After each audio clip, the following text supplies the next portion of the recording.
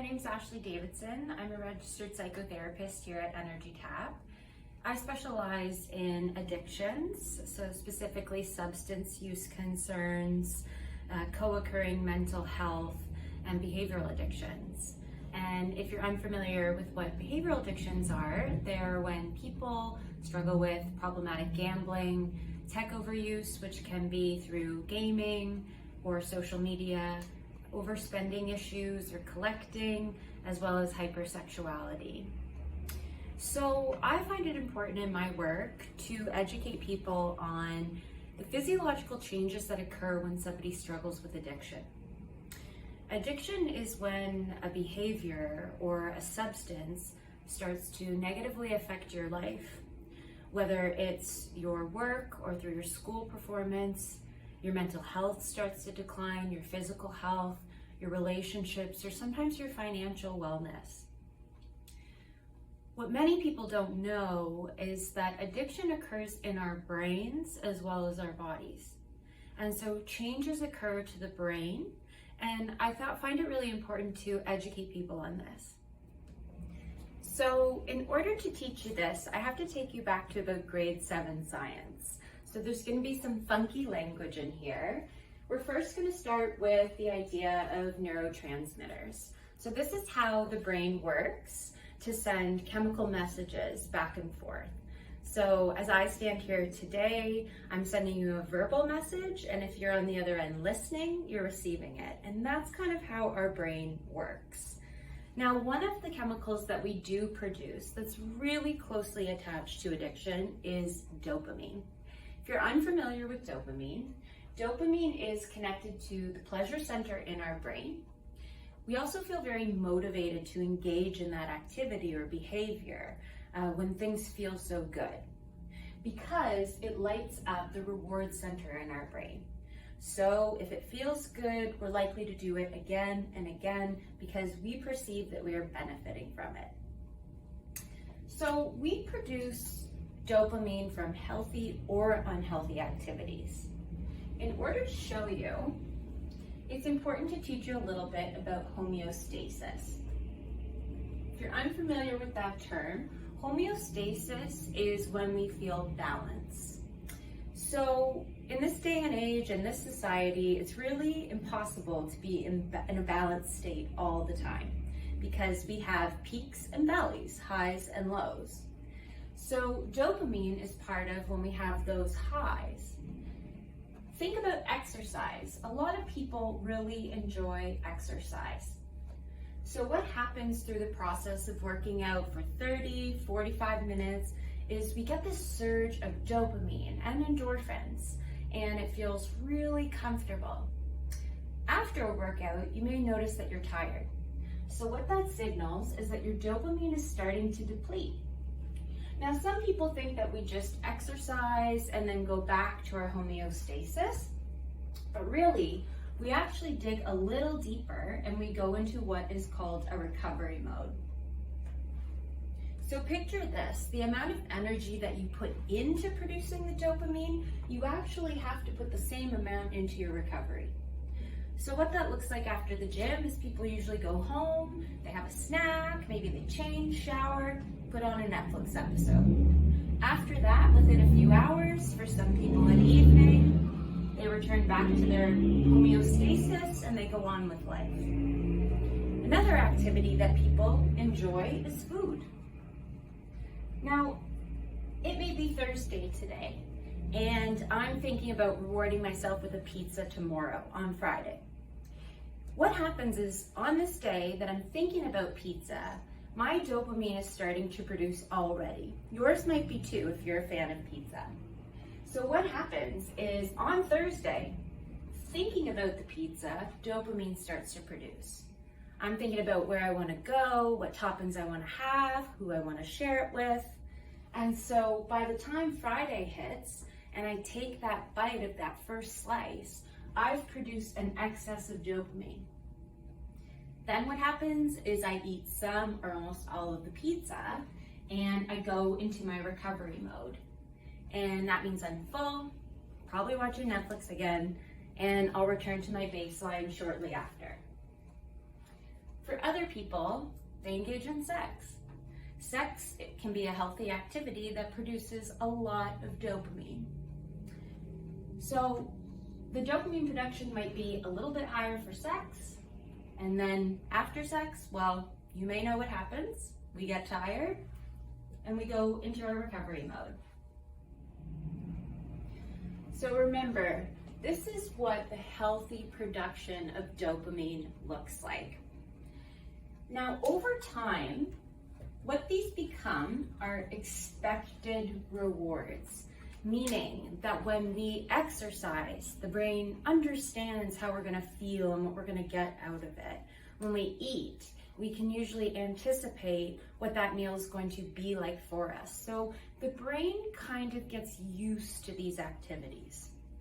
When you introduce a substance or a behavioral addiction, the brain actually produces an excess amount of dopamine that it's not used to. It can be 2 to 3 times the amount of dopamine when we're considering substances. So what happens is you get this rush of dopamine. You feel really good. Some people call that their first high, their first rush. And then what happens is usually there is a crash. Because remember what we learned, the energy that you put into that activity, you need to recover. So what do we know about substance use issues? When it's problematic, a person isn't just using and then going back to all the other things that are healthy for them. They actually use again much sooner. A lot of people will say, I'm chasing that high, or with gambling, I'm chasing that win. And so when they go back, what's interesting is the rush is not the same, but the crash actually becomes a little deeper. And a person may be thinking, I still like this, I want to have again. So they go back, the rush is a little bit lower, and again, that crash is deeper. Now this actually becomes a cycle. So you go back, and over time, this is what starts to happen to your dopamine level. As you can see, you're no longer hitting your homeostasis, your baseline where you feel in balance or where you're feeling comfortable. You may be thinking, well, this doesn't make sense. What starts to happen that the brain builds a tolerance for the dopamine that it's producing. It's like, yeah, you've had a couple drinks, but what more can you do? And so this is where we'll see some people really push it to the limits in addiction, because they're like, I want that high again. I want that good feeling, that good rush, that experience that I once had. But when you're no longer having that, it shows that there's now a tolerance and a dependency in the brain. The dependency signals that even when people do try to stop drinking or using in between, the brain has these really intense urges and cravings, and it's like, well, wait a second, what are you doing? Why aren't we doing this when it's more exciting? And so know that the physiological changes that occur are tolerance and dependency in the brain. Now focusing on what's happening over here, you'll notice that the rush and the dopamine production is no longer hitting our homeostasis levels. What actually happens is over time, when people struggle with addiction, they create a new baseline. Some of you watching this may be very familiar. You may be sitting in the new baseline now. What this new baseline represents is depression, anxiety. For some people, this is where they'll have panic attacks. They may feel suicidal, have no energy, no motivation. Becomes really hard to make a change. This becomes a person's new normal when they struggle with addiction. A lot of times, when we're looking around here, a loved one, close person in their life will start to notice, you're looking different, you're sounding different, you're not showing up for opportunities or experiences with us. And they may be aware that there's a substance use issue, and they'll say, well, why can't you just stop? It's really important to know that if it was that easy, I'm sure more people would.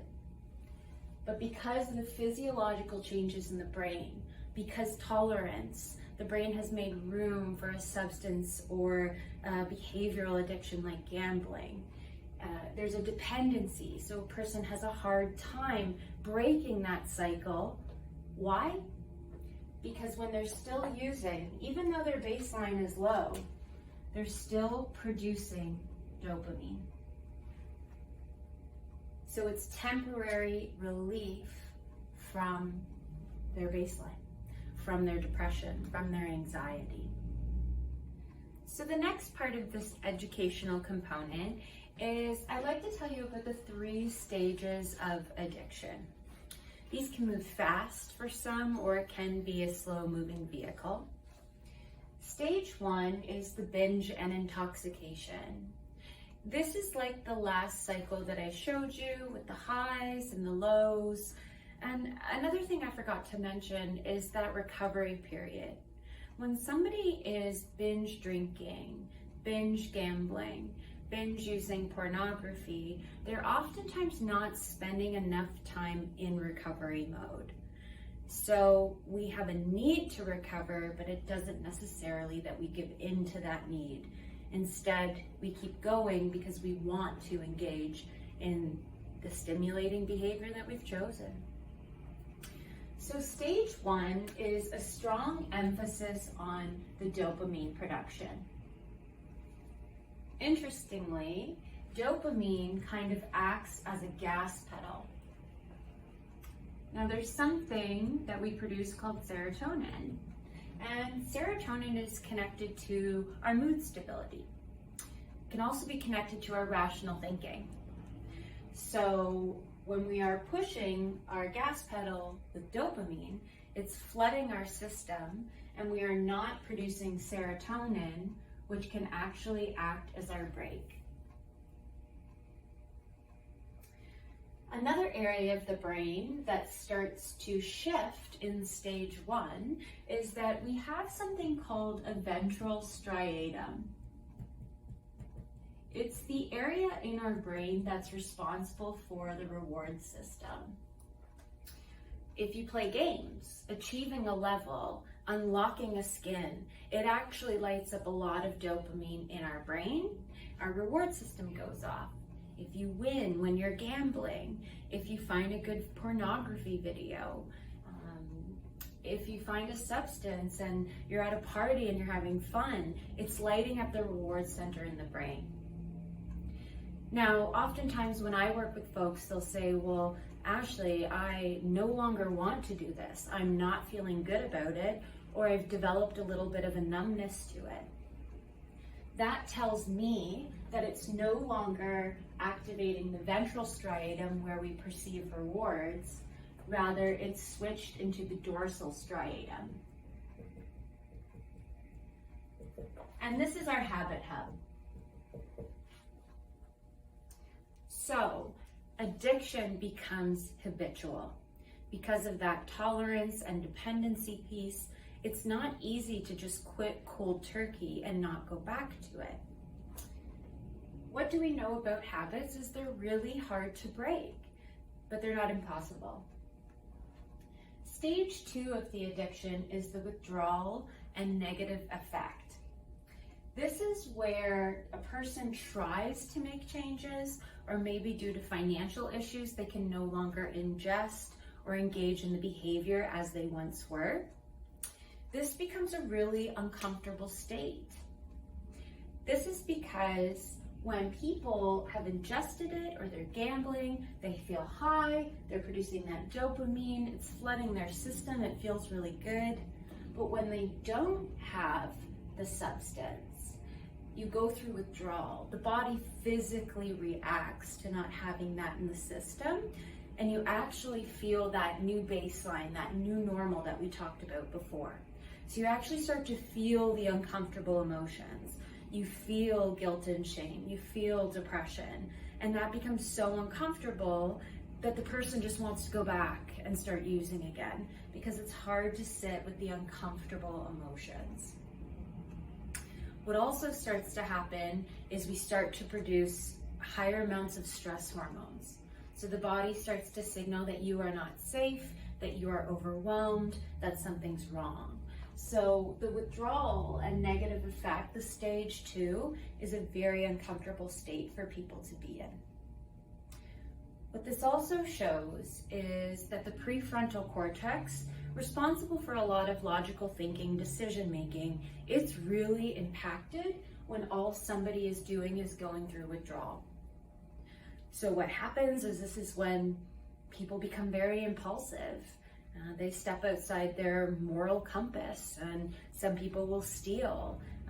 Some people will do things that they just never thought that they would.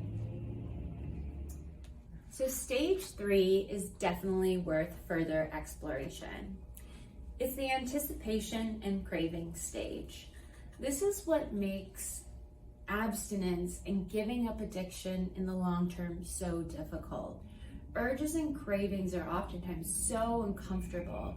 They're not only experienced in the body through withdrawal, but also in the mind.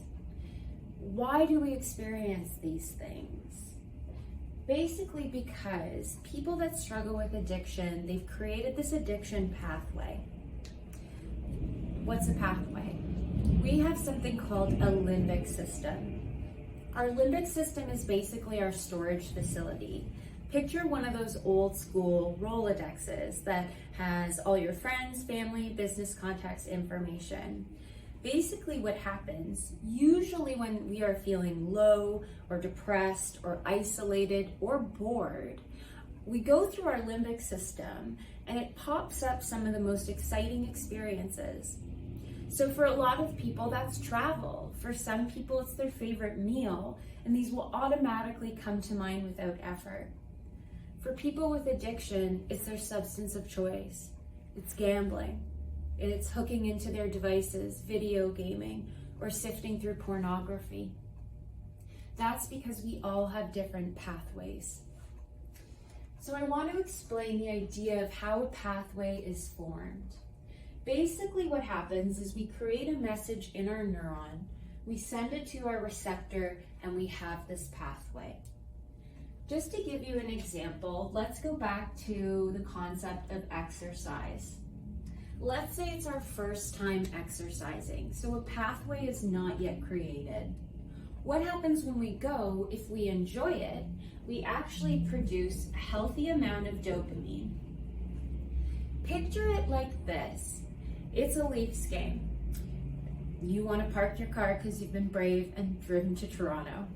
You all of a sudden have 5 cars showing up to this parking lot, and the parking attendant says, well, you can park here, but we haven't paved the spaces. It's very likely you'd take those spaces. You are in Toronto. So when we exercise, 5 cars show up to our parking lot, and we have to create spaces in order to store the cars.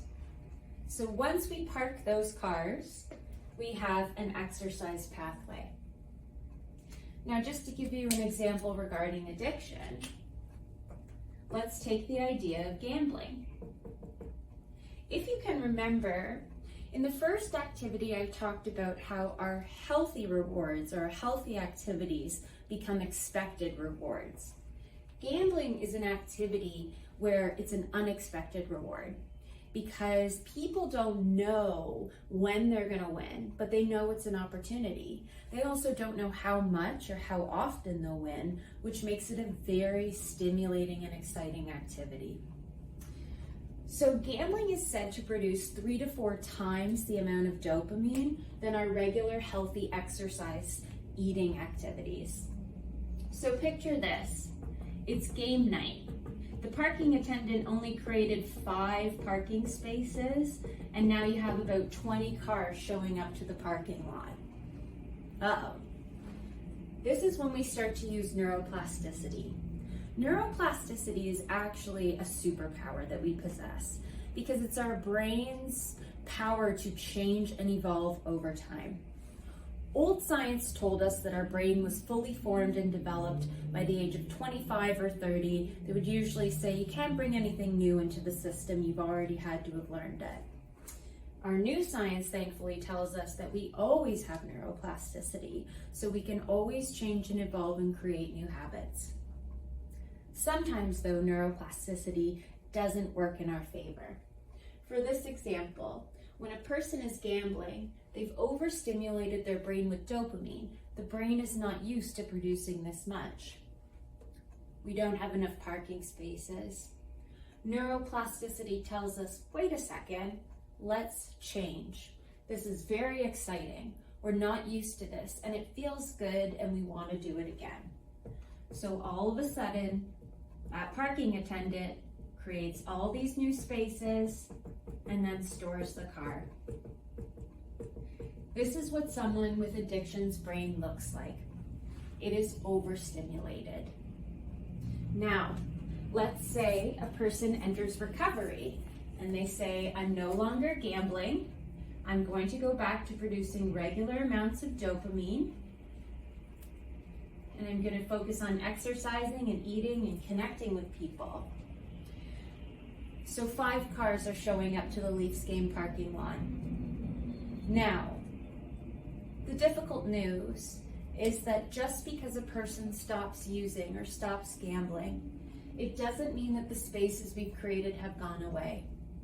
This is why people have urges and cravings, because the brain is trying to fill these parking spaces.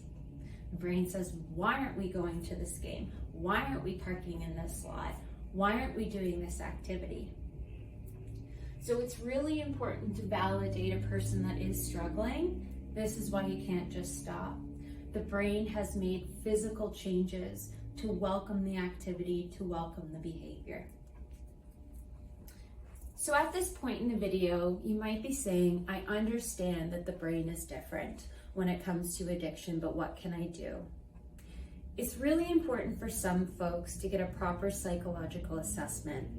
Some people may even appreciate some medication for a short or long period of time, but therapy can be very beneficial. So can groups.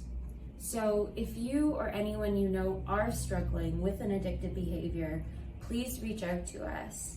And please know that there are groups and therapists available for you. Thank you.